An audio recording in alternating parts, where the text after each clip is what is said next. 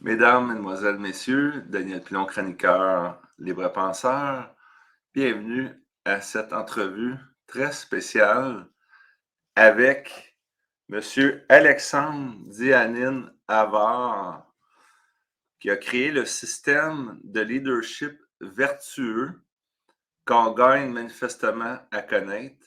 Bienvenue à l'émission, Alex. Merci à toi, Dan. Ça va bien? Ouais, tout va bien. Good.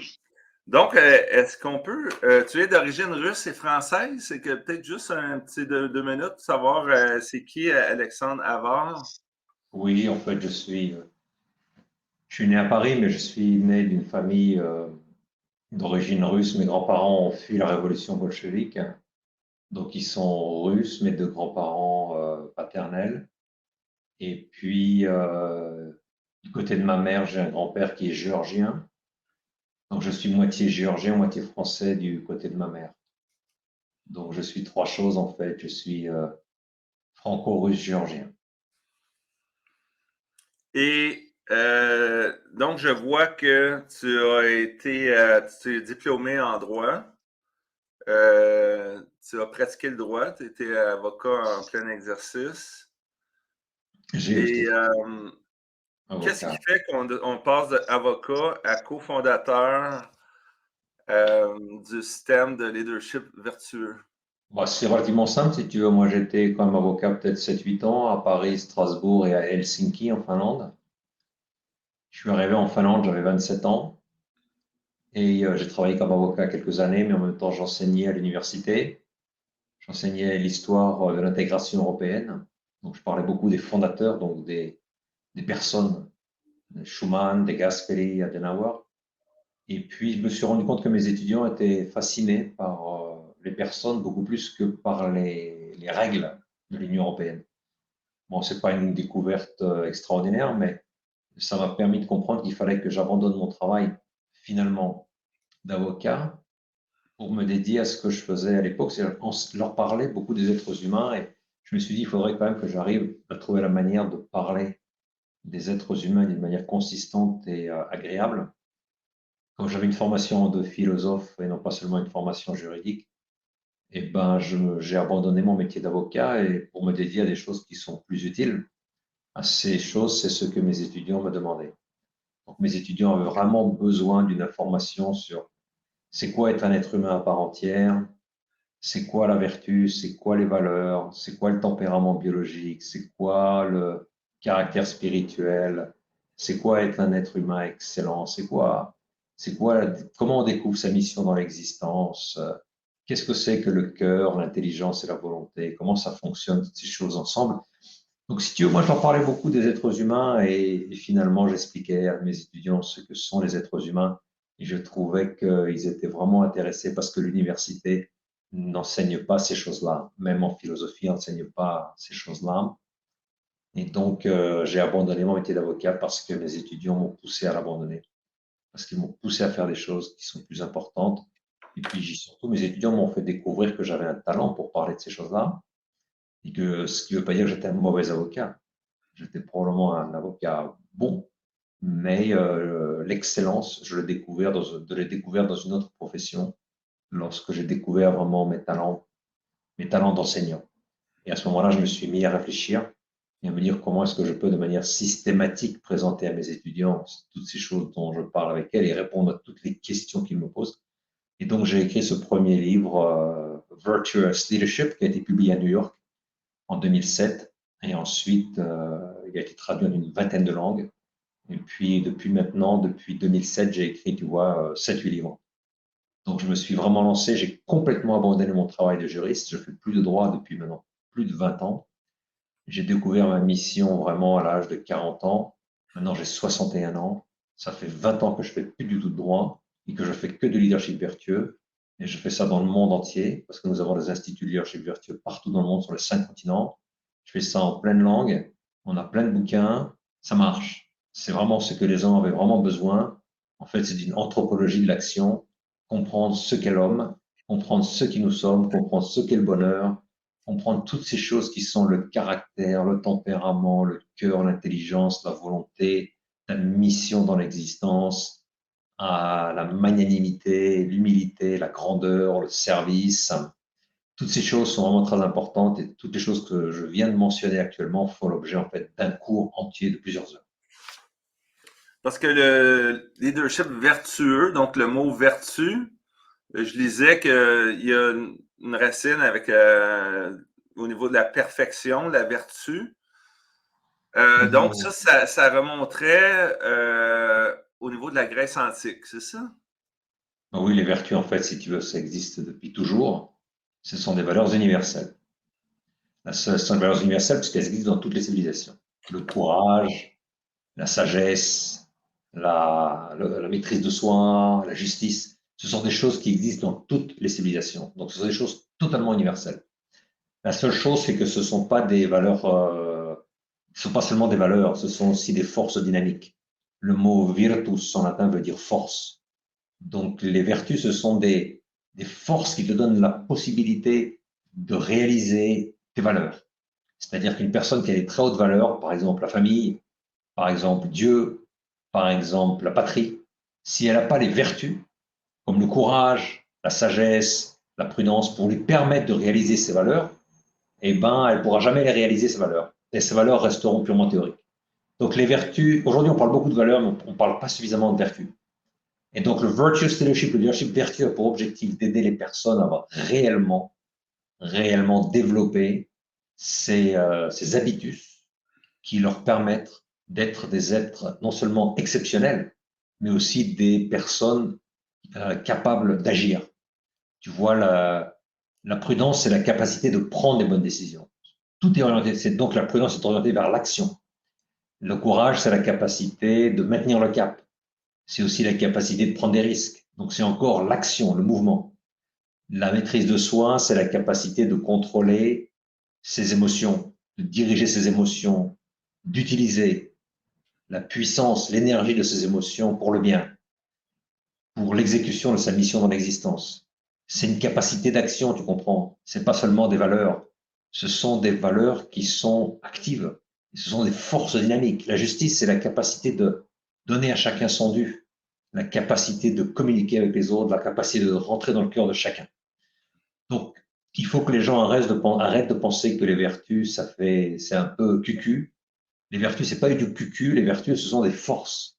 Hein, je répète, le mot virtus veut dire force, puissance.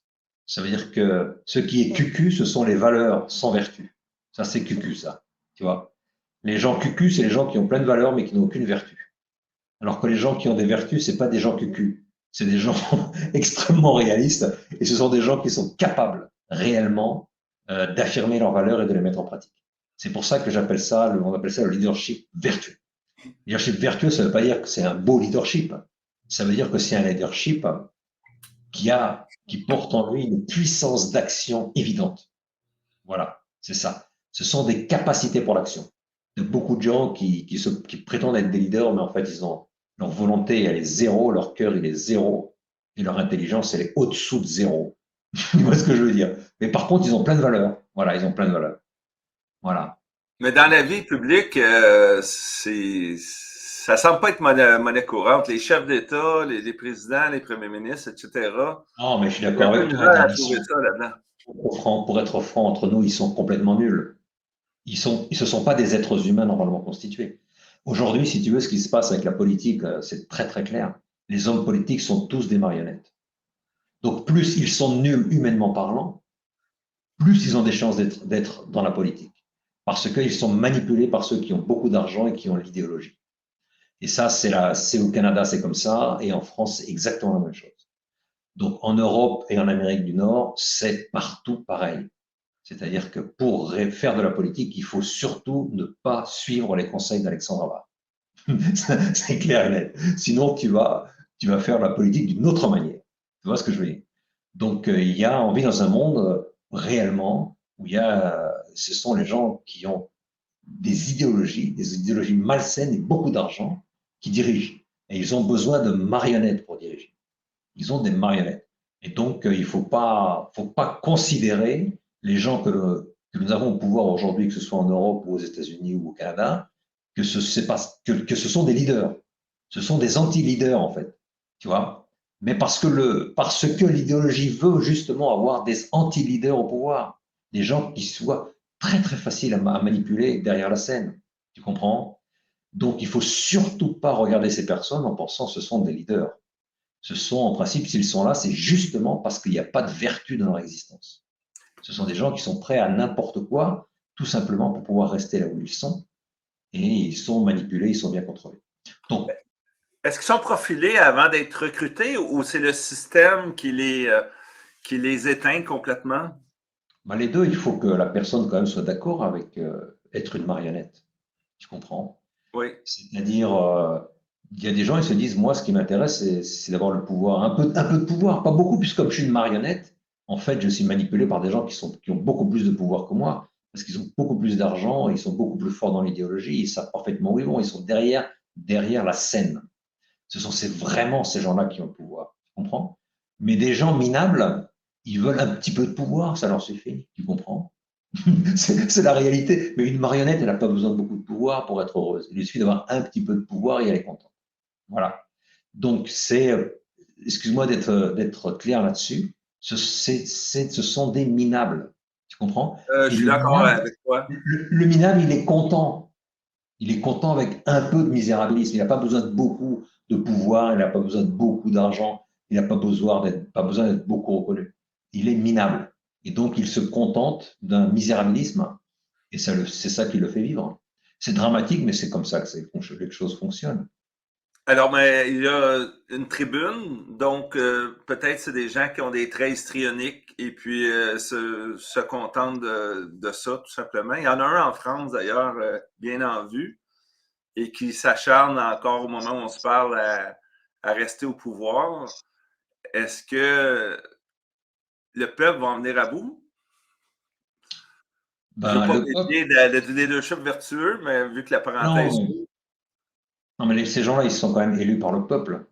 Parce que le peuple, ces gens-là représentent, fondamentalement, il faut dire la vérité, malheureusement, ils représentent le peuple.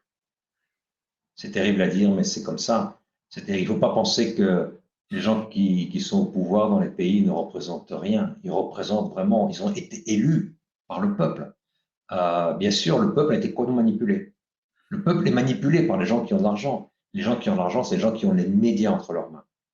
Et donc, ce peuple, il est manipulé. Mais c'est quand même ce peuple qui se laisse manipuler. Les gens se laissent manipuler justement parce ils n'ont pas la vertu. Et tout ce que j'enseigne, en fait, ça t'aide à ne pas te laisser manipuler. Tu comprends? Plus tu es un leader vertueux, moins tu peux te laisser manipuler par les autres parce que plus tu vois rapidement où est la manipulation. Tu comprends? Plus Je veux tu juste vois faire rapidement. un survol rapide de tes écrits. Le plus récent, je crois, Les Sept Prophètes, une analyse de la crise mondiale. Avant ça, Le leadership vertueux, un manuel d'excellence personnelle. Ensuite, Coaché par Jeanne d'Arc.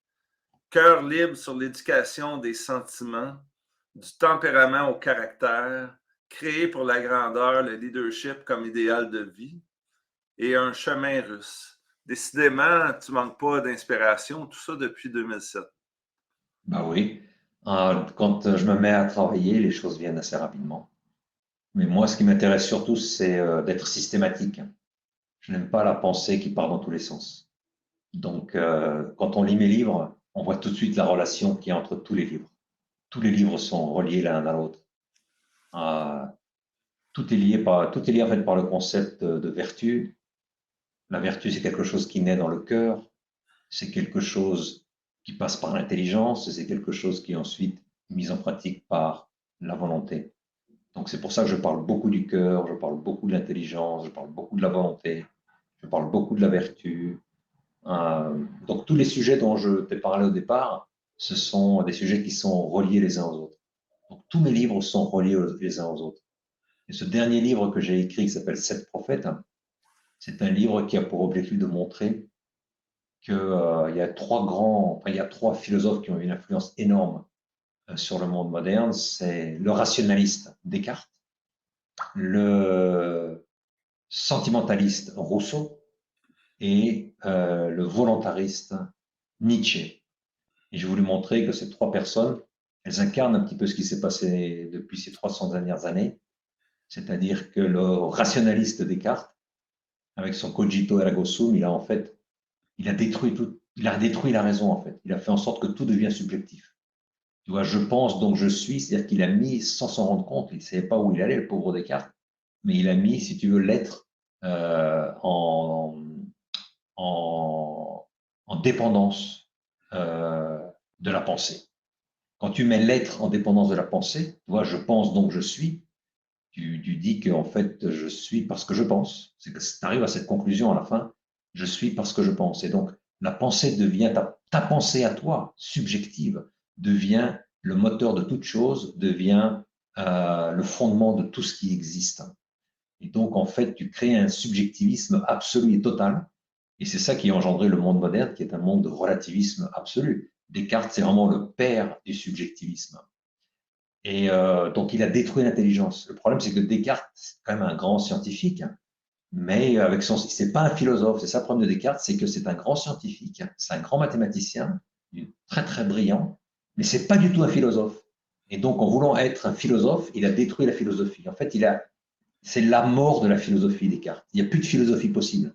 La seule chose qui vient avec Descartes, après, c'est seulement le subjectivisme, le sujet pensant. Il n'y a plus que des sujets pensants dans le monde. Il n'y a plus de nature humaine. Il n'y a plus que des sujets pensants. Il y a le ergo, le jeu, le moi.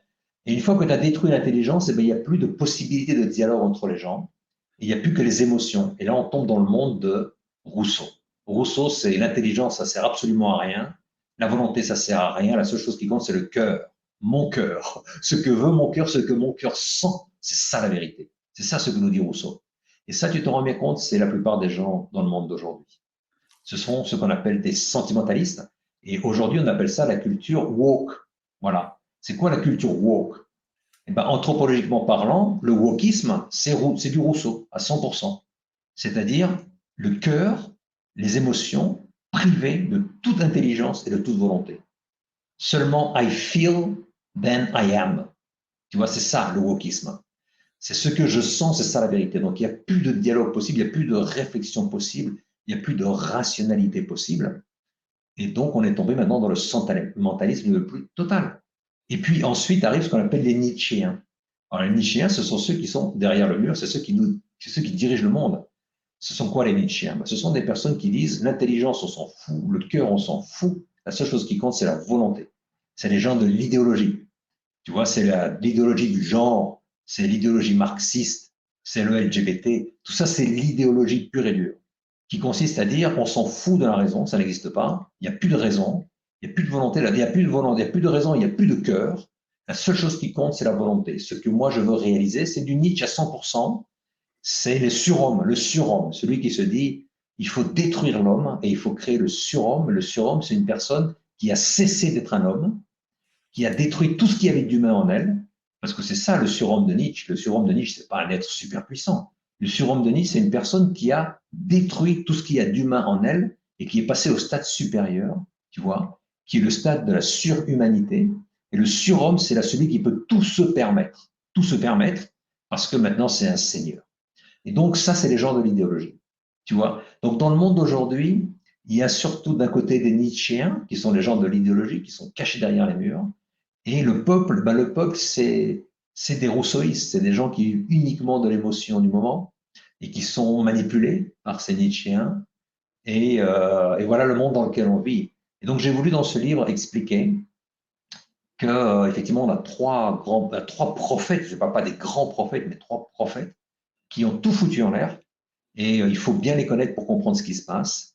C'est Descartes avec son rationalisme, Rousseau avec son sentimentalisme, hein, ou son wokisme, comme on veut, et puis, euh, et puis Nietzsche avec son volontarisme, les gens de l'idéologie. Et puis j'explique que le problème de ces gens-là, c'est qu'ils n'ont qu'une seule chose qui fonctionne. Chez Rousseau, il n'y a que l'intelligence qui fonctionne, mais le cœur et la volonté ne fonctionnent pas. Par contre, chez Descartes, excusez-moi, chez Descartes, il n'y a que l'intellect qui fonctionne, mais le cœur et la volonté ne fonctionnent pas. Chez Rousseau, il n'y a que le cœur qui fonctionne, mais l'intelligence et la volonté ne fonctionnent pas. Donc, en fait, c'est plus du tout un cœur. C'est rien du tout. C'est quelque chose de risible, tu vois. Et puis, le troisième, bah, c'est une personne, chez Nietzsche, il n'y a que la volonté qui fonctionne et tout le reste ne fonctionne pas. Et Tu donc, les ce as que mis à j'aime, l'avant, dans le fond, parce que ils sont très d'actualité. ces gens sont extrêmement d'actualité parce qu'on arrive à comprendre le monde dans lequel on vit quand on comprend ces gens-là. Ce sont des gens exclusivistes qui ont rejeté deux choses très importantes, deux de leurs facultés spirituelles. Les trois facultés spirituelles de l'être humain, c'est le cœur, l'intelligence et la volonté. Et lorsque tu en rejettes deux et qu'il n'en reste plus qu'une, et ben la seule qui reste, elle est complètement corrompue. Le cœur de Rousseau, c'est pas un cœur. La volonté de Nietzsche, c'est pas une volonté, c'est autre chose. Et puis, l'intelligence de Descartes, c'est plus une intelligence humaine, c'est quelque chose d'autre, c'est un ordinateur. Donc ici, c'est très important. C'est pour ça que moi, je cite 7 prophètes, c'est-à-dire que j'ai cité ces trois-là, j'ai expliqué pourquoi ils nous ont emmenés où nous sommes aujourd'hui. Et ensuite, j'en cite 4. 4 qui sont extrêmement importants, parce que ces 4-là, dont je vais vous parler maintenant rapidement, ce sont des gens qui ont mis ensemble le cœur, l'intelligence et la volonté.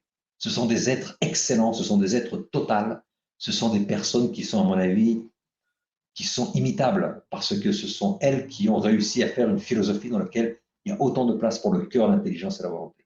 On Ces va trois regarder le site personnes, web pendant que tu en parles. Donc, c'est dans la section, je crois, matériel. oui, Et la puis, section. les 7 prophètes sont ici. Voilà, Alors, exact. continue. Alors, les 7 prophètes, tu vois, les 4 dont je te parle actuellement, qui sont pour moi des gens extraordinaires, qu'il faut lire et relire, et surtout lire leur vie, leur biographie, parce qu'elles sont exceptionnelles. C'est bien sûr Pascal, Blaise Pascal.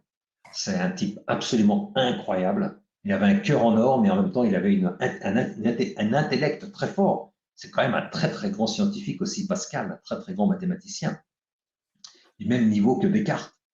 Et en même temps, c'est un homme avec une volonté, une discipline, une volonté incroyable. Donc, Pascal, il incarne pour moi, si tu veux, cette excellence humaine dans laquelle tu as le cœur, l'intelligence et la volonté qui fonctionnent main dans la main. Et il produit une philosophie qui est superbe. Ensuite, tu as Kierkegaard, Kierkegaard qui est aussi, à mon avis, une personne tout à fait extraordinaire. C'est une personne chez laquelle aussi bien le cœur que l'intelligence et la volonté sont en action, toujours en action. Ensuite, tu as Dostoïevski, qui lui aussi, pour moi, est un très, très grand philosophe. Et puis, tu as Soloviev, qui est moins connu en Occident, mais qui est le dernier, puisqu'il est mort en 1900. Soloviev, il est mort exactement en mois de juillet 1900. C'est, à mon avis, le plus grand de tous. C'est vraiment le cœur, l'intelligence et la volonté poussés à son maximum. Ce sont des êtres excellents et c'est pour ça qu'ils ont produit une philosophie excellente. Ce sont des personnes intègres, c'est-à-dire que ce sont des personnes intégrales, intégrales, chez qui le cœur, l'intelligence et la volonté ont fonctionné main dans la main. Et donc, comme elles sont intégrales comme personnes, elles ont pu produire une philosophie intégrale. Alors que la philosophie de Descartes, de Rousseau et de Nietzsche, c'est une philosophie partielle. Partielle parce qu'elle est produite par des êtres humains partiels. Tu comprends? Partiels. Ce sont des gens partiels. Une personne qui n'a que le cœur qui fonctionne, ou que l'intelligence, ou que la volonté, on appelle ça des gens partiels. Alors que les 4 autres, donc, dont je viens de te parler, ce sont vraiment des intégraux. Ce sont les intégraux. C'est des personnes totales. Tu vois, c'est l'être total. Et c'est pour ça que j'aime les lire, j'aime les relire, parce que j'aime bien voir que leur philosophie correspond parfaitement à ce qu'ils sont. Et leur philosophie d'un très haut niveau, parce que ces personnes sont d'un très très haut niveau en tant qu'humain. Humain. Ce sont des gens de vertu. Des vertus du cœur, des vertus de l'intellect et des vertus de la volonté. Voilà ce Et que j'espère dans avec, ce livre. C'est un livre très facile à lire. Hein. 7 prophètes, ça se dit très facile. C'est pas un bouquin pour pour les gens de l'académie. C'est un livre pour vous et moi. C'est une popularisation. En 10 pages, tu vas tout concentrer, très clair, sur chacun de ces gars-là et qu'est-ce qu'il a laissé. À la fin de chaque chapitre, j'explique le problème de chaque personne sur une page et tu peux te rendre compte parfaitement qu'est-ce que ça veut dire que de penser, sentir et réfléchir comme Descartes. Qu'est-ce que ça veut dire penser, sentir, réfléchir, agir comme comme Soloviev. Donc, à la fin de chaque chapitre, j'ai une petite récapitulation qui t'explique ça veut dire quoi être, penser et agir comme cette personne.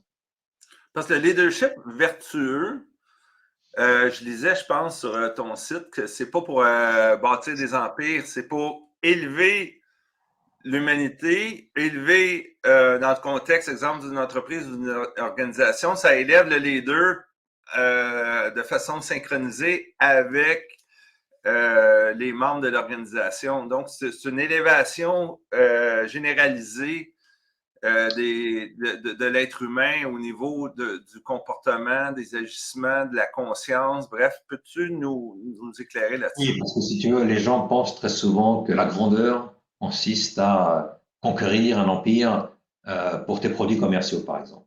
Tu vois, ça, c'est pas la grandeur. La seule grandeur, elle est personnelle. La seule grandeur est personnelle. Donc, une personne grande, c'est une personne qui a dépassé, je dirais, tous les slogans qui limitent sa capacité d'action et de pensée.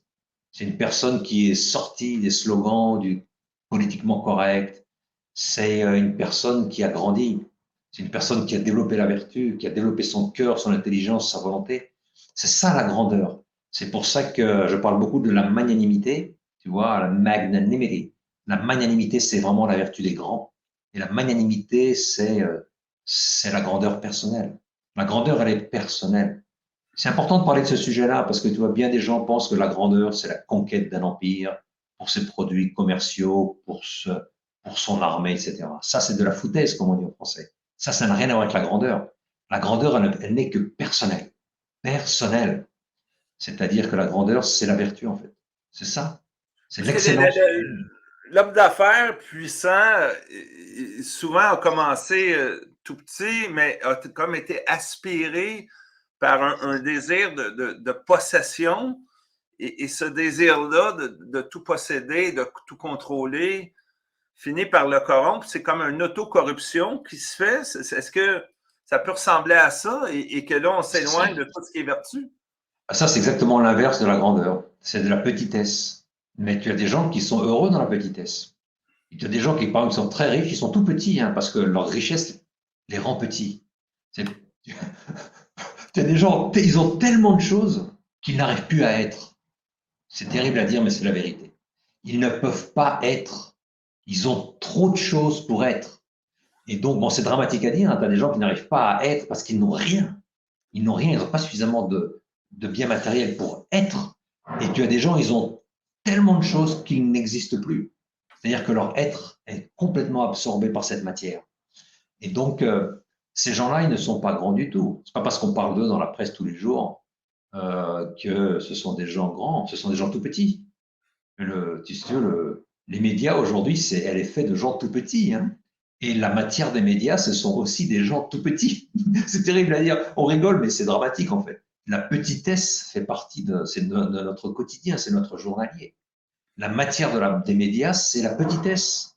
Et les médias eux-mêmes, c'est la petitesse. Donc tout est extrêmement petit, mesquin, petit. Il n'y a pas de magnanimité là. Il y a que de la petitesse et de la bassesse.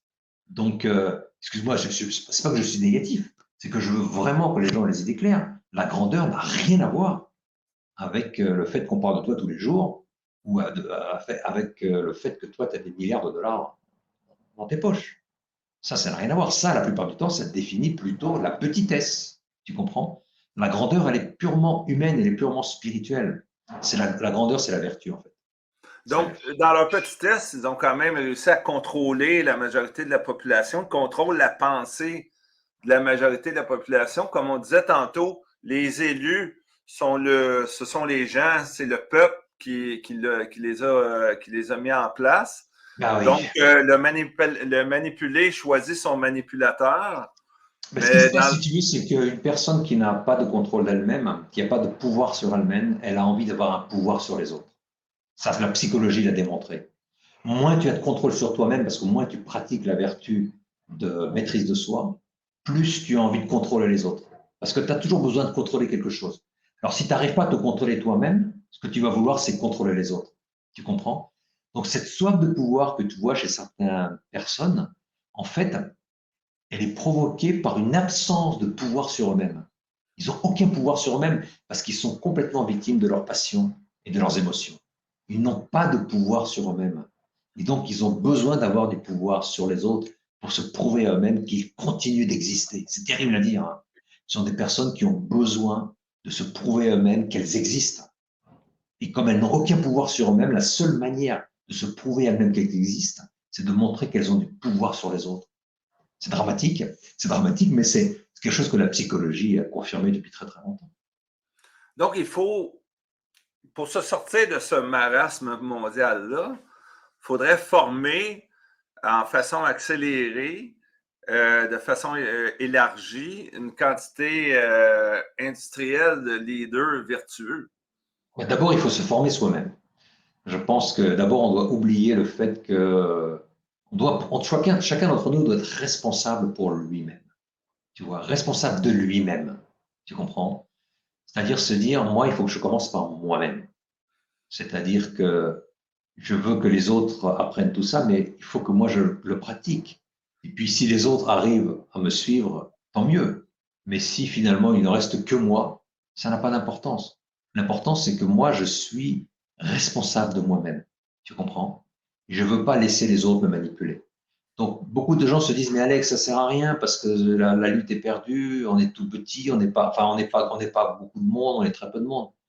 Je leur dis, on s'en fout que vous ne soyez pas beaucoup. Il suffit qu'il y en ait un. Il y en ait un qui dise, bah, écoute, moi, ça m'est bien égal que les autres me suivent ou pas. Ce qui est important pour moi, c'est que je fasse ce que ma conscience exige de moi. Tu comprends? Quelles que soient les circonstances. Et si c'est dur, eh ben, d'autant mieux, d'autant plus, parce que ça veut dire que j'aurai encore plus de mérite à essayer de grandir dans des circonstances qui sont compliquées. Et puis, d'ailleurs, je dis toujours à mes élèves, plus les circonstances sont compliquées, plus c'est facile, en fait, de grandir. Parce que tu es obligé de faire des choix héroïques tous les jours. Et tous les jours, tu es obligé de faire des choix héroïques aujourd'hui.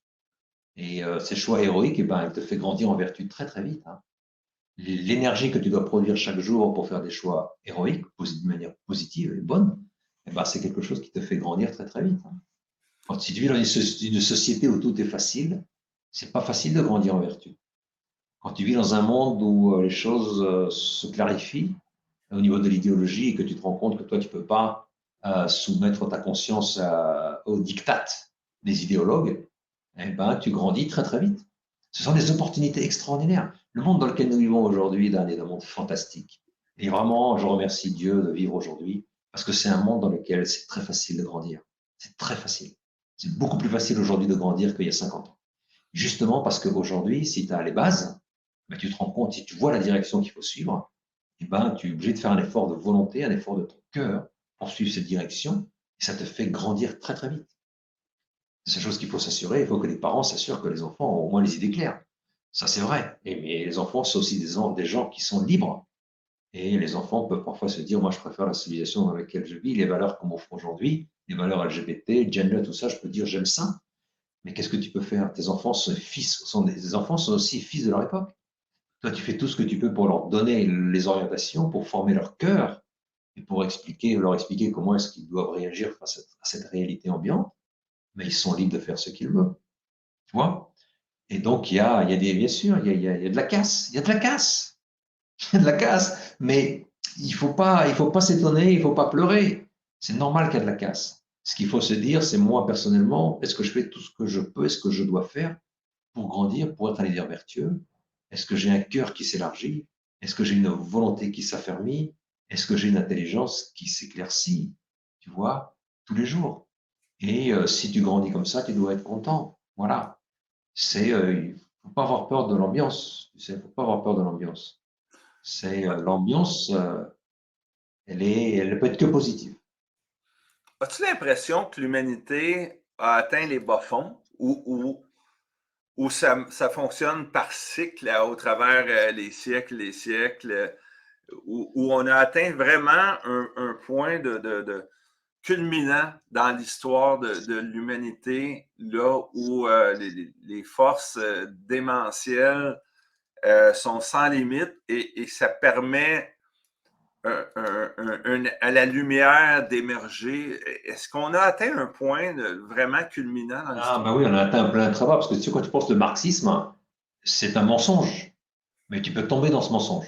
Tu comprends? On va créer un paradis sur Terre où il n'y aura plus de Dieu, où il n'y aura plus de famille, où il n'y aura plus de propriété privée, et on va atteindre le paradis sublime. Tu peux mentir aux gens et ils peuvent penser que tu as raison. Tu vois ce que je veux dire? Alors, avec le truc du genre, on a envie de rigoler, parce que les gens se rendent bien compte. C'est pas possible. Un homme, c'est un homme, une femme, c'est une femme. C'est ce que je veux dire. Donc là, on tombe dans des trucs biologiques de base qui fait que les gens simples se rendent parfaitement compte qu'on n'est pas seulement en train de les manipuler, on est en train de leur dire des grosses conneries et qu'on se fout de leur gueule. C'est ça le truc. On se fout de leur gueule. Que c'est une minorité de personnes, mais une minorité incroyable, mais qui a un pouvoir énorme. Et donc, on se fout de la gueule des gens. Vraiment. Ouais, ouais, on se fout complètement de la gueule des gens. C'est ça le truc. Et les gens s'en rendent bien compte, mais ils ont peur.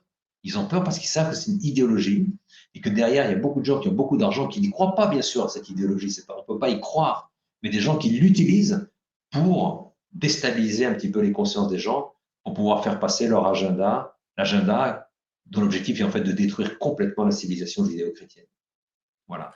Et c'est aussi clair que ça, détruire totalement la civilisation judéo-chrétienne pour créer une autre civilisation où eux seront les rois, parce que ce sont eux qui l'auront créée, cette civilisation.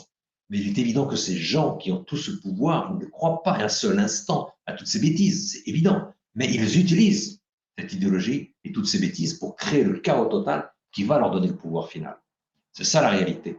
Donc tout ce qui est LGBT, tout ça, ce sont des gens complètement manipulés, bien évidemment. Ce ne sont pas eux qui manipulent le monde, ils sont totalement manipulés par d'autres personnes qui, C'est eux… quoi? Ils veulent que la moitié des jeunes deviennent homosexuels pour réduire la population? C'est quoi? J'ai un petit peu de misère à surtout qu'au cerner. niveau de la conscience des gens, il n'y a plus aucun point de repère. Il n'y a plus aucun. C'est ça l'objectif. L'objectif, c'est pas que tout le monde devienne homosexuel. Non, l'objectif, c'est qu'il n'y ait plus aucun point de repère moral. Ça n'existe plus la moralité. Il n'y aura plus que eux, les sauveurs de l'humanité, qui nous diront ce qu'il faut faire et il faudra qu'on leur C'est obéisse. la déstabilisation, c'est l'opposé de la vertu. Oui, c'est l'opposé de la vertu. C'est l'opposé du bien, tout simplement. C'est diabolique, bien évidemment, mais c'est ce vers quoi nous nous dirigeons aujourd'hui. Mais je trouve ça hyper intéressant. Mais pour revenir au leadership vertueux dans un contexte peut-être d'entreprise où ton institut forme des leaders, est-ce que c'est contagieux, ça, dans une organisation, quand le leader s'est imprégné du leadership vertueux? Est-ce que, au point de vue des employés, des membres de l'organisation, est-ce que c'est contagieux? Est-ce que ça permet à toute l'organisation de s'élever? Est-ce que tu as des exemples concrets là-dessus, sans donner de nom, là, mais Non, ça mais nous, m'intrigue. non, nos clients à nous, c'est surtout des individus et des personnes. Et c'est ce qui nous intéresse surtout, c'est des personnes qui veulent se former, qui veulent être des êtres humains, que ce soit des mères de famille, que ce soit des athlètes sportifs, que ce soit des hommes d'entreprise, que ce soit des ouvriers, que ce sont des personnes, tu vois, qui veulent se former et qui reçoivent cette formation à travers tous les cours que l'on fait en ligne ou en direct, en présentiel de leadership vertueux. Et bien sûr, on fait pas mal de choses dans les entreprises, mais c'est pas, on n'est pas dirigé directement vers les entreprises. Mais dans les entreprises, c'est quoi? Ben, ce sont des hommes d'affaires, des chefs d'entreprise, qui se disent, écoute, les choses dont parle Alex, moi, ça me touche, c'est vraiment ça dont j'ai besoin. Et donc, ils m'appellent. Ils nous appellent et on fait de la formation pour leur personne, tu comprends? Et parmi ces personnes, il y en a qui réagissent très bien et d'autres un peu moins. Mais la grande majorité des gens réalisent bien parce que ils n'ont jamais entendu parler de ces choses-là. Ils ne savent même pas ce qu'est une vertu. Ils ne savent pas faire la différence entre une vertu et une valeur. Ils sont un peu perdus. Ils n'ont pas de formation anthropologique. Ils ne savent pas très bien ce qu'est un être humain. Ils ne savent pas du tout. Et donc, bien sûr que c'est contagieux. Le bien est extrêmement contagieux. Le bien est beau. Le bien est très, très beau, tu sais. Bon, on me dit que les humains ont besoin de vivre d'amour et qu'il n'est pas fait pour être un esclave et être un manipulé à temps plein. Est-ce que Effectivement, ça pourrait se résumer comme ça? surtout que le bien, c'est aussi il est extrêmement énergique, il est extrêmement puissant et il te permet de faire des choses extraordinaires. Je reviens à ce que je disais au départ, hein, la vertu, c'est virtus, c'est power, c'est énergie, c'est une capacité d'action. Et quand les gens découvrent ça, ils sont surpris. Ils ne savaient pas qu'une vertu, c'est une capacité d'action. Ils pensaient que c'était ouais, c'est un truc beau, quoi, mais c'est tout, quoi.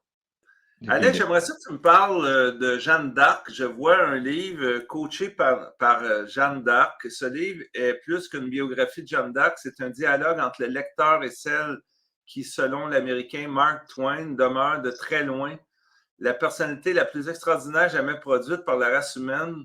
Jeanne nous prend par la main, nous coach, nous souffle à l'oreille quelques bons conseils. L'héroïne d'Orléans est une jeune fille étonnamment moderne. Il n'y a rien de bizarre en elle, rien de déplacé, rien d'anachronique. Dieu a voulu que Jeanne soit pour chacun d'entre nous des hommes et des femmes travaillant au cœur même de la société et directement impliqués dans les affaires du monde, un coach, un maître, une mère. Parle-nous un peu de Jeanne d'Arc. Si tu veux, dans tous mes livres, avant d'avoir écrit Jeanne d'Arc, j'ai écrit des livres, 6 livres dans lesquels il y a beaucoup d'enseignements. Et à la fin de chaque paragraphe, je donne des exemples. Jeanne d'Arc, c'est l'inverse. C'est un livre sur Jeanne d'Arc dans lequel elle explique tout l'enseignement d'Alexandre Avard, mais ça vient de sa bouche, ça vient de sa propre expérience. Donc c'est un livre extrêmement vivant dans lequel il y a un seul exemple, c'est Jeanne. Mais elle donne toute cette doctrine du leadership vertueux à travers elle, à travers son expérience. Donc c'est Jeanne qui nous raconte comment elle a vécu une quinzaine de situations très importantes dans son existence, qui sont les situations dans lesquelles nous, vous et moi, on peut être demain. Donc ce sont des choses qui nous concernent directement. Et donc il y a 15 sessions de leadership dans lesquelles elle raconte comment elle a géré ça et comment elle nous invite, nous, à gérer ça. Donc Jeanne, c'est vraiment un coach pour chacun d'entre nous, puisque dans ces 15 situations, il est évident que nous allons un jour ou un autre nous y trouver.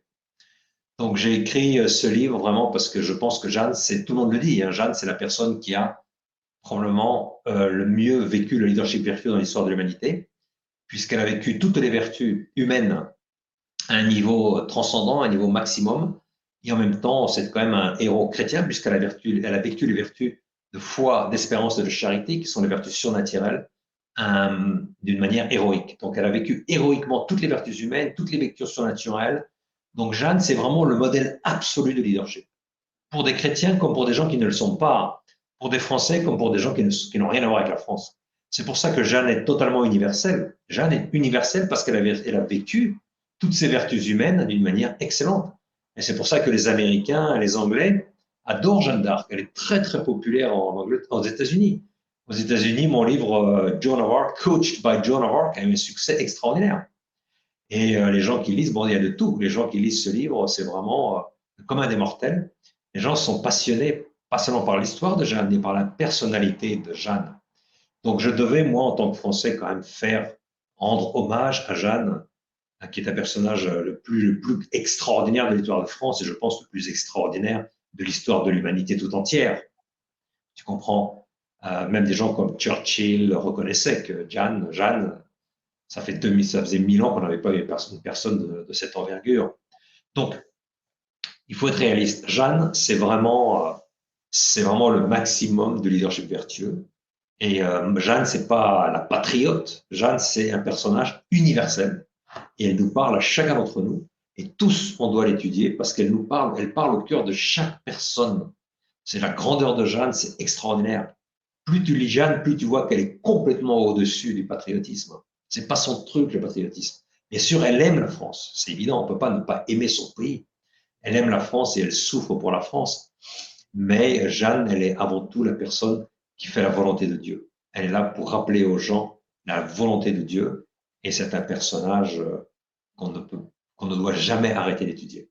Donc voilà, je vous conseille de lire mon livre coaché par Jeanne d'Arc, Coached by Joan of Arc, parce que dans ce livre, tu as tout.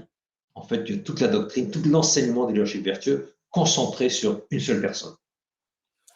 Alex Savard, ça a été un réel plaisir. On a dépassé notre 45 minutes sacrées pour éviter que les gens aient peur quand les vidéos ou les entretiens sont trop longs. Merci infiniment d'avoir accepté l'invitation. Merci Dan. À la prochaine fois. Et merci de propager le leadership vertueux. On gagne tous à adhérer à cette école de pensée. Ok, je vous conseille à tous de jeter un petit coup d'œil à ces livres et d'aller sur notre site hvli.org où vous trouverez les informations nécessaires. Et il y a un renvoi aussi à cette formation en ligne que nous donnons un peu partout dans le monde en 4 langues, en français, anglais, russe et espagnol. Donc, tout le monde peut avoir vraiment accès à cette formation en leadership vertueux. Ça coûte pas cher, mais c'est riche en contenu. Que Dieu te bénisse, Alex Savard. Toi aussi, Dan. Merci. Likez-moi ça, mesdames, messieurs, et partagez en grand nombre. Ouais, en compagnie d'Alex Savard, Daniel Pilon, chroniqueur, libre penseur. Au revoir.